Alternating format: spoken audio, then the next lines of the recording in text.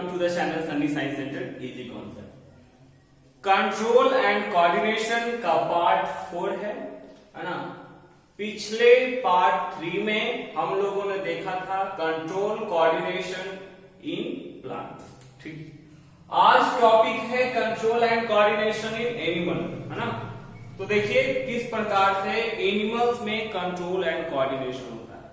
जैसे कि हम लोगों ने चर्चा किया था कि प्लांट में जो कंट्रोल एंड कोऑर्डिनेशन होते हैं वो with the help of hormone होते हैं, जबकि एनिमल्स के केस में जो कंट्रोल कोऑर्डिनेशन होता है वो दो सिस्टम में। Number 1 with the help of nervous system, number 2 with the help of endocrine system। ठीक है, सपोज दैट होता क्या एक्चुअली में हमारे बॉडी पार्ट्स में पूरे डिफरेंट एरिया में न्यूरॉन सेल फैले हुए। ठीक है, अगर थोड़ा सा आपके कहीं पे हाथ पे या कोई भी बॉडी पार्ट्स पे चींटी वगैरह अगर चढ़ता है तो आपको सेंसेशन क्रिएट होगा और क्या होगा कि वो या तो अगर काटता है तो आपको इरिटेशन या पेन जरूर होगा, जो कि सिग्नल ब्रेन के पास पहुंचेगा और फिर ब्रेन क्या करेगा, इफेक्टर ऑर्गन को, है ना, आपको इजाजत देगा। वो चींटी यहाँ पे चला, ठीक है, इसको मसल देते हैं तो वो उसके अनुसार वर्क करता है। ठीक, दूसरा बता रहा है endocrine system, gland hormone system के वजह से डेवलपमेंट होना या हार्मोनल रिलीज के कारण कंट्रोल एंड कोऑर्डिनेशन होना। तो देखिए टॉपिक डिस्कस करते हैं। देखिए control and coordination in animals takes place by two system. Control coordination जो एनिमल्स में होता है वो दो सिस्टम के द्वारा। Number 1 by nervous system, nervous system के द्वारा, दूसरा इंडोक्राइन सिस्टम के द्वारा।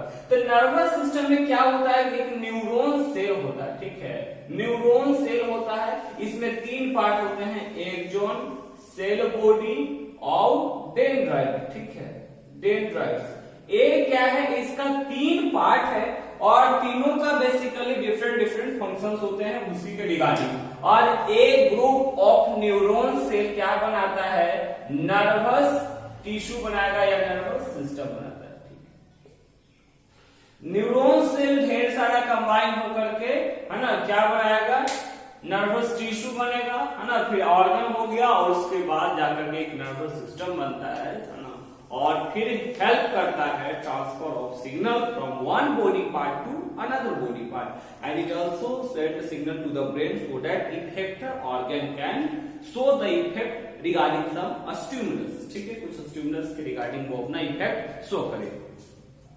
इसके बाद सबसे पहली बात यहाँ पे समझना होगा कि रिसेप्टर क्या है। रिसेप्टर क्या होता है, जैसे कि मैं आपको बताया कि अगर कहीं पे चींटी चढ़ना शुरू हुआ तो हमको सेंसेशन होता है बॉडी पार्ट में कि यहाँ पर चींटी चढ़ रहा है, तो वो सेंसेशन जो हो रहा है तो कोई ना कोई बॉडी पार्ट तो रिसेप्टर है जो बता रहा है। वही a receptor is a cell present in the sense organ, है ना, जो सेंस ऑर्गन में मौजूद होते हैं, which is sensitive to the particular types of stimulus. जो किसके प्रति सेंसिटिव होते हैं, तो पार्टिकुलर टाइप्स ऑफ स्टिमुलस, है ना, स्टिमुलस के प्रति वो क्या होता है, सेंसिटिव होता है। ठीक है, उसके बाद बताया जैसे कि लाइट हो गया, साउंड हो गया, स्मेल हो गया, टेस्ट हो गया, etc। एक कहने का सेंस क्या है कि रिसेप्टर जो है वो एक सेंस ऑर्गन है ना, जो क्या है, सेंसिटिव है किसके प्रति, to the particular types of stimulus. जैसे कि लाइट, मतलब अगर आपके केस में अगर बात करते हैं तो लाइट के अनुसार ये क्या होता है, मतलब विजुअलाइज कर पाता है। तो दूसरा साउंड के बारे में, तो साउंड को हम लोग कवर कर पाते हैं ईयर के द्वारा। तो एक पार्टिकुलर ऑर्गन बना हुआ है जो क्या करता है, सेंस करता है स्टिमुलस को, उसको हम रिसेप्टर कहते हैं। ठीक है, अगर मान लीजिए, है ना, हैंड है, इस पे हम आइस लेते हैं, ठीक है, आइस लिए तो वो क्या होगा, सेंसेशन होगा कि वो ठंडा लग रहा है। ठीक है, अब इसमें क्या, है ना, आइस वगैरह रखेंगे तो क्या होगा, ठंडा सेंसेशन होगा।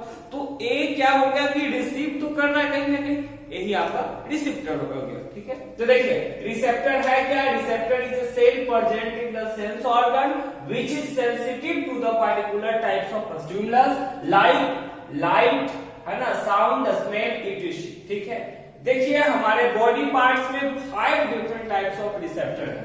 Number 1 photo receptor. The photo का मतलब होता है लाइट। ये क्या बता रहे हैं? Detect light. तो लाइट कैसे अनुभव करता है? With the help of eyes, आंख के द्वारा। तो लाइट का जो रिसेप्टर यानी फोटो रिसेप्टर हो गया वो हमारा आंख। ठीक है।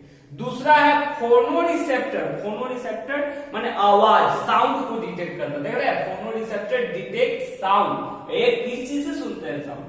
कान से, स्वाभाविक है। उसके बाद और फैक्टरी रिसेप्टर, महक है ना, स्मेल को डिटेक्ट करना। देख रहे हैं, डिटेक्ट अ स्मेल। और किस चीज से स्मेल डिटेक्ट करते हैं? नोज के द्वारा। इसके बाद गैस्ट्रिक रिसेप्टर डिटेक्ट टेस्ट, है ना, गैस्ट्रिक रिसेप्टर। तो स्वाद किस चीज से? तो टंग से। ठीक है।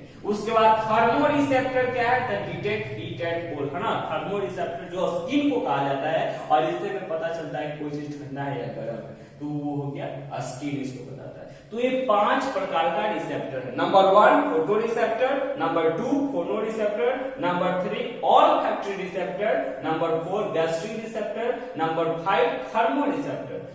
फोटो रिसेप्टर लाइट डिटेक्ट करता है, फोनो रिसेप्टर साउंड डिटेक्ट करता है, all factory receptor smell detect करता है, गैस्ट्रिक रिसेप्टर टंग, और थर्मो रिसेप्टर क्या है? स्किन जो हो गया वो क्या बताएगा? कोल्ड है या ठंडा है, कोई भी, सॉरी कोल्ड या गर्म, हॉट है ना, इसके बारे में ये बताता है। ठीक है।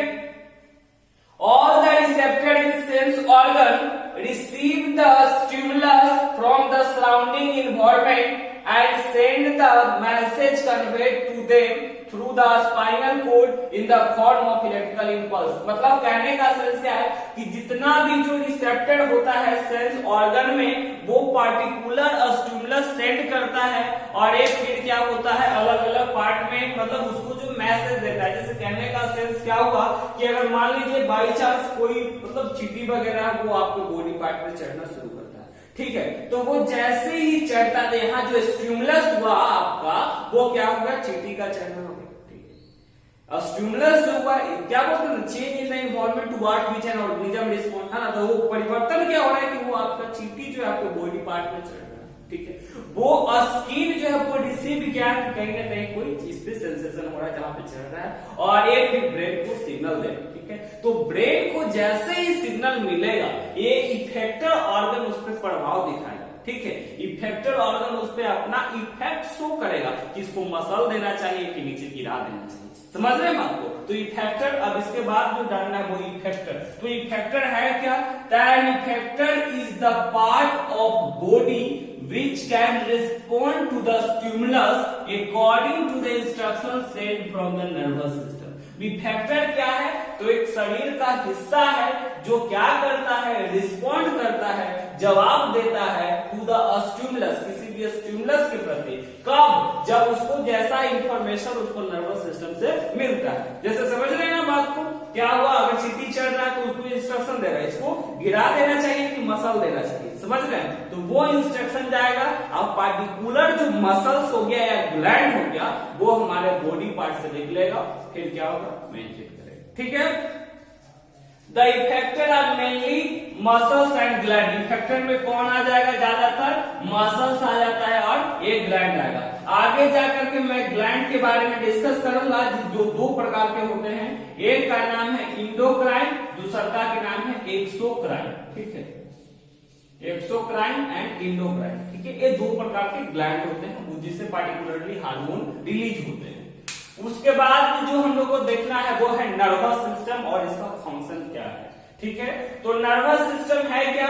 तो nervous system is one of the coordinating system. Coordinating का मतलब हम बताए थे संचालित करने वाला एनिमल्स एंड ह्यूमन बींग्स में। It mainly consist of neuron cell, है ना। इसमें ज्यादा मतलब क्या है? न्यूरॉन सेल को कंसिस्ट करता है, और वो जो न्यूरॉन सेल है ना उसका 3 पार्ट है, axon, cell body and dendrite. इसके रिगार्डिंग मैं एक स्पेशल वीडियो बनाऊंगा, है ना, उसमें डिस्कस करेंगे न्यूरॉन सेल के बारे में। ठीक है।